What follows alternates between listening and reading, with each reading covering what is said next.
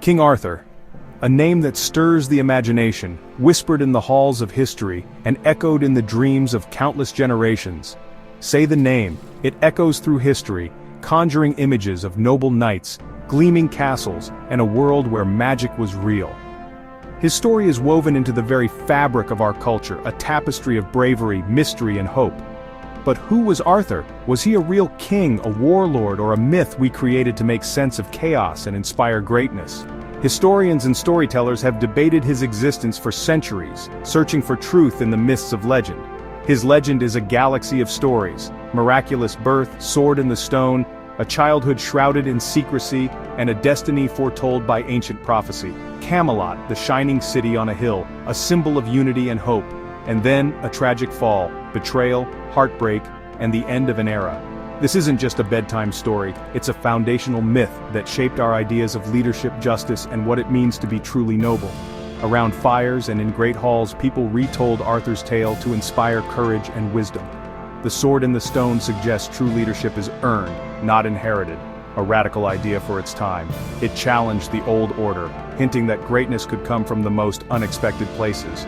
Arthur's story gives hope to the underdog, promising that a true hero can emerge even in darkness.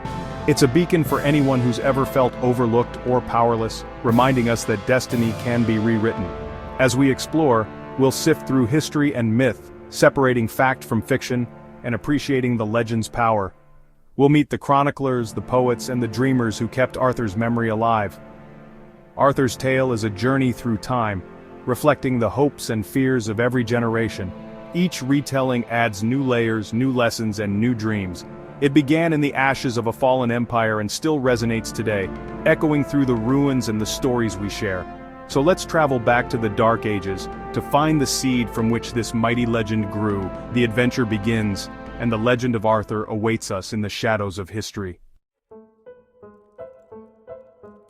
To find the real Arthur, we travel to the 5th and 6th centuries, after Rome withdrew from Britain.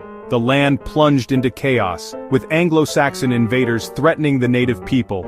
Amidst this turmoil, whispers of a great war leader emerged. A monk named Gildas wrote of a British victory at Mount Badon but never named Arthur. Only centuries later does a Welsh text credit Arthur as a war leader, not a king. If he existed, Arthur was likely a brilliant commander, uniting tribes against invaders. There's no solid proof, but legends often grow from a kernel of truth. Arthur is a ghost in history, a warlord whose story became far greater than the man. From battlefield mud to mythic king, his legend was just beginning. No king builds a kingdom alone. Arthur's legend becomes epic with his iconic allies.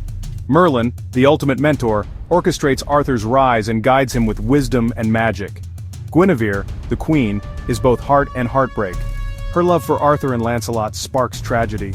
The love triangle explores the clash between personal desire and public duty. The Knights of the Round Table are the original super team: Lancelot, Galahad, Bedivere, Percival, and more. The Round Table symbolizes equality. No head, all equals united by chivalry and justice. These characters embody timeless ideals and flaws: wisdom, love, loyalty, and the struggle for a just society. Together they transform Arthur's story from a warlord's tale into a rich human drama. Camelot is more than a court. It's a vision of what society could be. And it's this cast that makes the legend endure. The Arthur we know was built over centuries, each storyteller adding new layers. Geoffrey of Monmouth in the 12th century gave Arthur a royal backstory and global fame. French poets added courtly love and chivalry, turning Camelot into a glittering court of romance and adventure.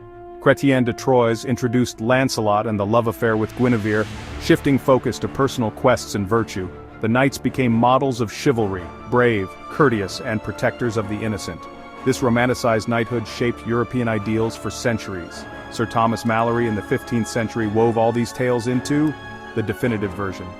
Malory balanced battles, magic, and tragedy, creating a saga that still captivates. The legend's evolution made Arthur a timeless icon. Each retelling added new bling, but the heart of the story remained. Arthurian legend is steeped in magic, primal, mysterious, and powerful. It is a world where the boundaries between the natural and the supernatural blur, and every shadow seems to hold a secret. The stories of King Arthur and his knights are woven with enchantment, fate, and the promise of something greater than the ordinary. There are two legendary swords, each with its own mythic weight. The sword in the stone, which only Arthur could draw, proved his destiny as the true king of Britain. Excalibur, on the other hand, was a gift from the mysterious Lady of the Lake, shimmering with otherworldly power and legend. Excalibur symbolizes not just kingship, but the divine right and heavy responsibility that come with it. Its magic is rooted in ancient Celtic myth, connecting Arthur to the old gods and the land itself. The sword's brilliance is a beacon of hope and a warning of the burdens of leadership. The Lady of the Lake, both enchanting and enigmatic, links the legend to a world of enchanted forests and mystical beings. She is a guardian of secrets, a bridge between mortal men and the magical forces that shape their destinies. The quest for the Holy Grail transforms the story, shifting the focus from earthly glory to spiritual fulfillment. It is a journey that tests the soul, not just the sword arm, a search for purity, wisdom, and the divine.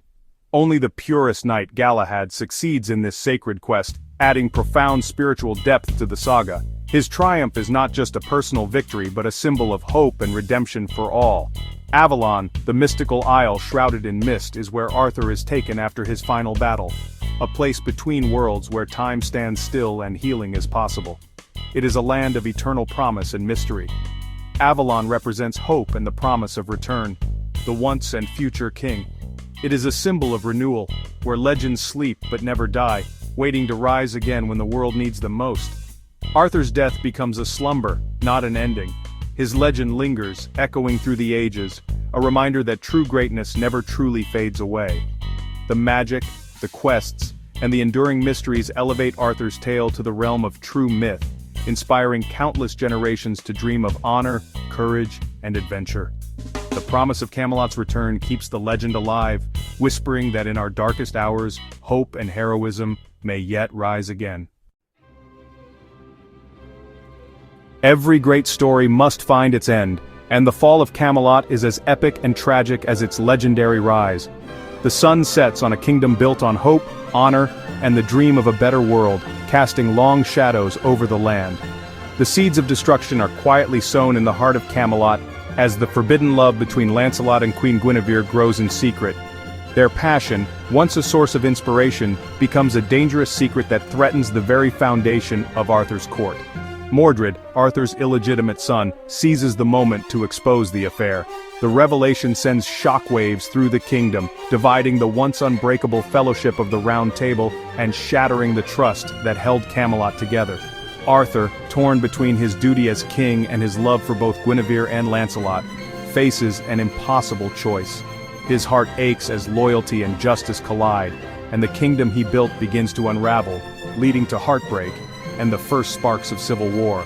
The Brotherhood of Knights is broken. Those who once stood side by side now turn their swords against each other. Friends become enemies, and the ideals of chivalry are lost in the chaos of battle.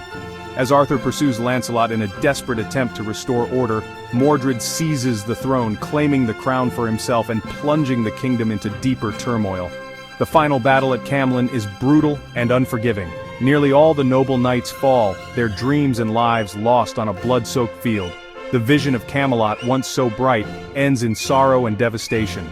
In the end, Arthur faces Mordred in single combat. He kills his treacherous son, but not without suffering a mortal wound himself, sealing the fate of the kingdom. With his last strength, Arthur commands his loyal knight Sir Bedivere to return the legendary sword Excalibur to the Lady of the Lake, ensuring its magic will not fall into the wrong hands. After much hesitation, Bedivere finally obeys, and the enchanted sword is reclaimed by the mysterious hand from the depths, vanishing into legend once more. Arthur is carried away to the mystical Isle of Avalon, his fate uncertain, leaving behind a shattered kingdom and a legend that will never die. The age of chivalry ends, but the echoes of Camelot's glory and tragedy live on, inspiring generations to dream of a better world. Why does King Arthur's legend endure in our modern world? It's the timeless ideals, justice, equality, honor, that keep Camelot alive. The chivalric code still resonates: protect the weak, speak the truth, show courage. The Round Table symbolizes unity and the power of collective purpose. Arthur's story is a meditation on leadership, flawed, human, striving for what's right. Camelot's fall warns us that even the greatest societies are fragile. Yet, Arthur's promise to return is a story of hope and renewal. The dream of a just world never truly dies, it lives on in us. Every act of courage and compassion answers the call of the once and future king. The Echo of Camelot is the echo of our best aspirations.